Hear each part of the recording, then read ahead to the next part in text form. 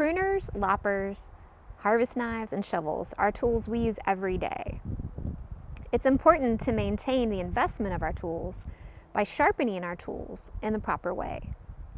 When you sharpen your tools, you're trying to restore the original cutting edge or bevel of the tool, the same angle that it had when it was manufactured. Over-sharpening can weaken the metal over time, while under-sharpening just wastes time and effort. Tools with dull cutting edges can damage plants by crushing stems. Dull tools like this rusty hoe can also waste time and cause more wear and tear on my joints as I'm moving and trying to get this tool to do the right job. Periodically through the year, you should clean your tools. Remove large bits of dirt and debris using wire brushes and putty knives. Never use metal tools to knock off dirt, as that's just going to dull both of the tools in the process.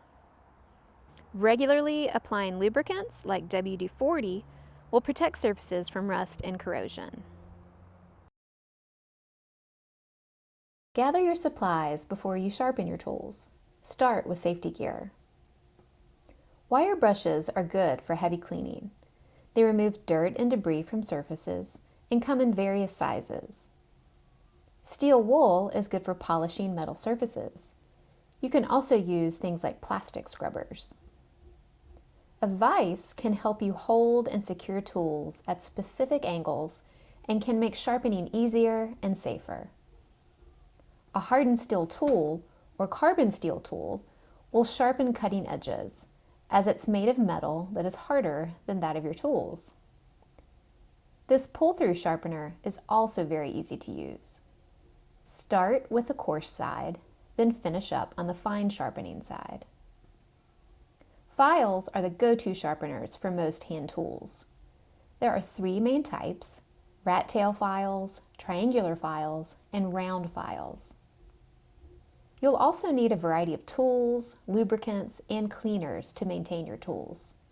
Boiled linseed oil can be useful for wooden handles, while mineral spirits or alcohol can clean up sticky sap residues. WD-40 protects against rust, displaces water, and lubricates moving parts. Wooden handles may benefit from wood filler or wood glue. As you advance your sharpening skills, you may graduate to using power grinders like a Dremel tool. However, it's very easy to make mistakes with a Dremel, so beginners should stick to using files and hardened steel.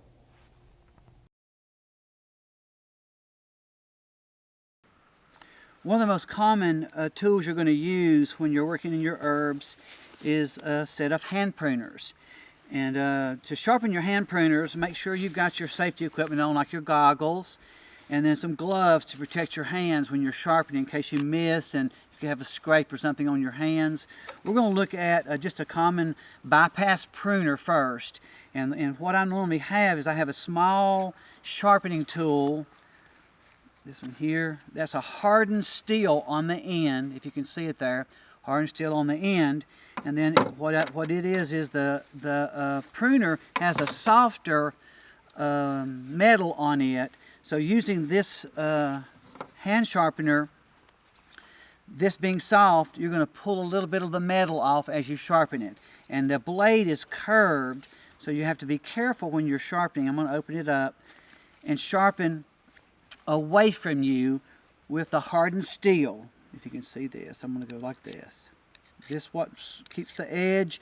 Most sharpening on tools is between 45 and 60 degree angle. So the flatter the angle, the sharper that you can get them, and they cut better. So you want them to slice through instead of crushing through.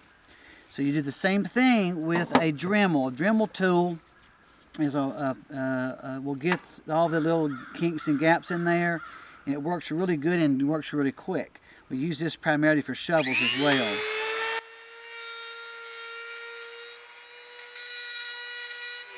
Then I can finish up if with my hardened steel tool, as so.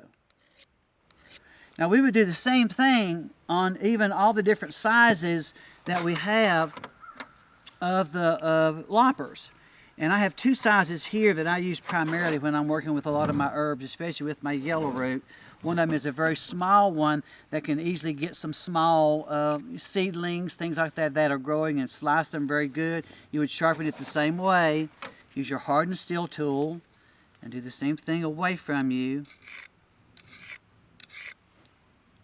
Or we could use the Dremel as well. Even a larger lopper such as this can be easily used with the hardened tool. Hardened steel tool, like this.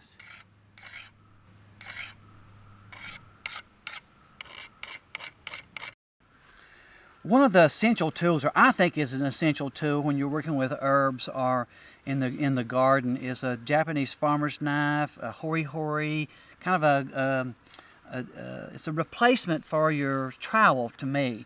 It has a really good edge. Some of them have a serrated edge over here, then a nice slicing edge over here, and then you also have your depth and that you're going to be digging or using. So it works for all different things. You can saw with it and cut it.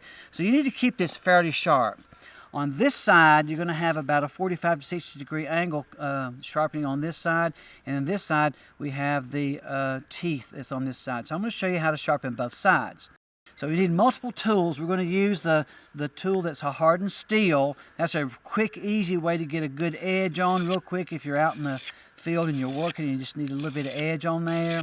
Or to get a really good cut on it, you're going to use the rat tail file. And the rat tail's over here, and I've got a handle put on it. And it's got a round side that cuts really deep into the metal, and then a smooth side. The smoother side is the side we're going to use to do this, and we're going to sharpen just like this. Just like you would on any other tool that we're using the rat tail file for.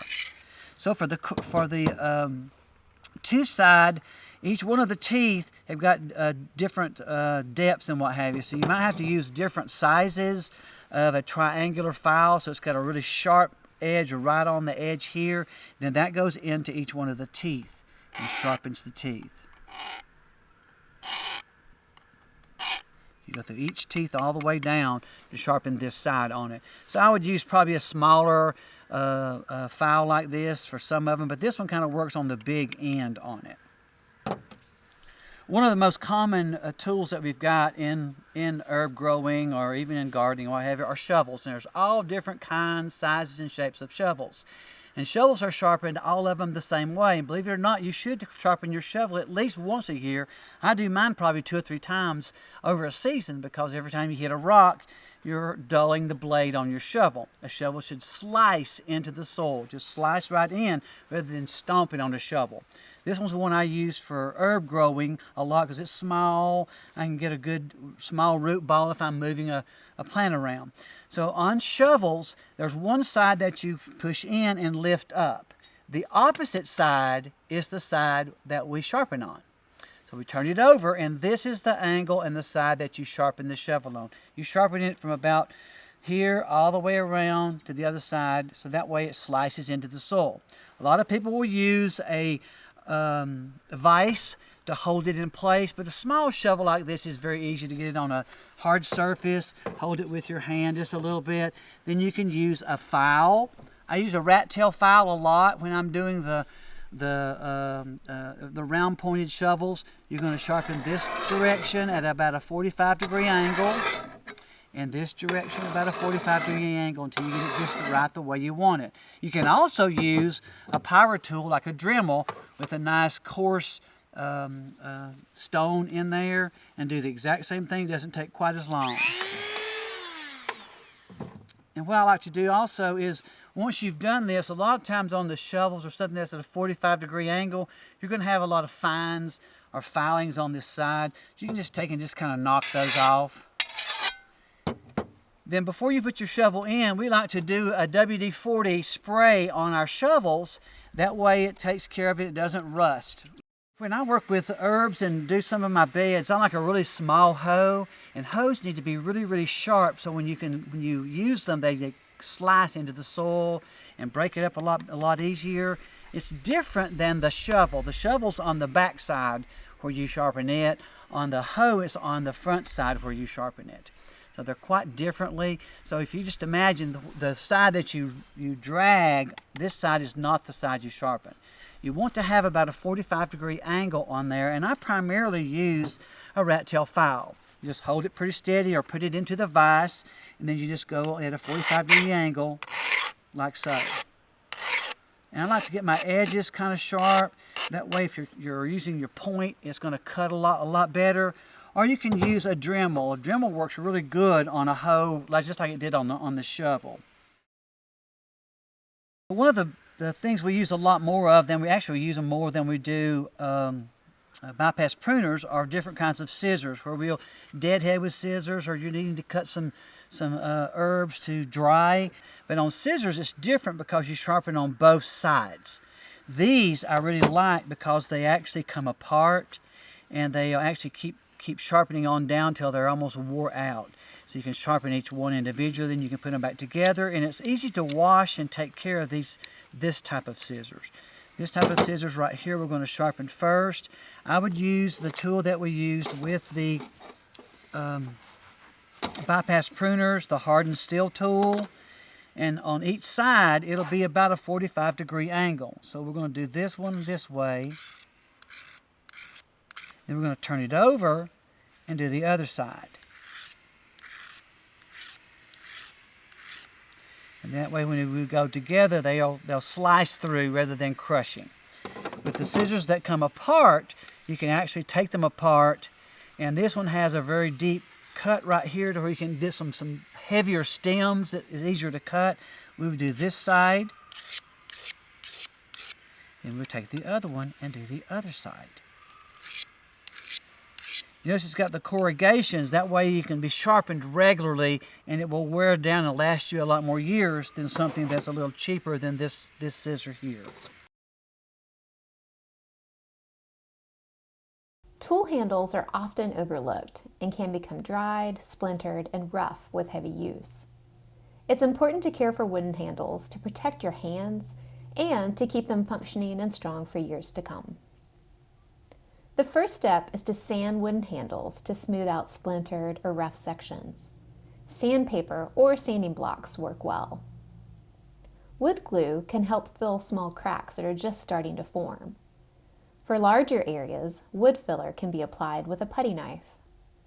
After your glue or filler have dried, resand the handle.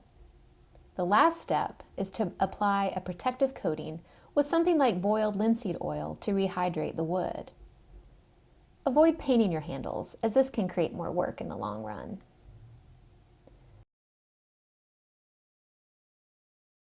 Storing your tools properly will also extend their lifespan. A shed or enclosed storage area protected from moisture and weather extremes is ideal. Organizing your tools with shelving units, tool storage bars, or bucket aprons can also protect tools and save you time in finding the tool you need. Tools need to be regularly cleaned, maintained, and sharpened at least once through the year. Add this to your list of chores at the end of the growing season to make sure that your tools will continue to work for you for many seasons to come.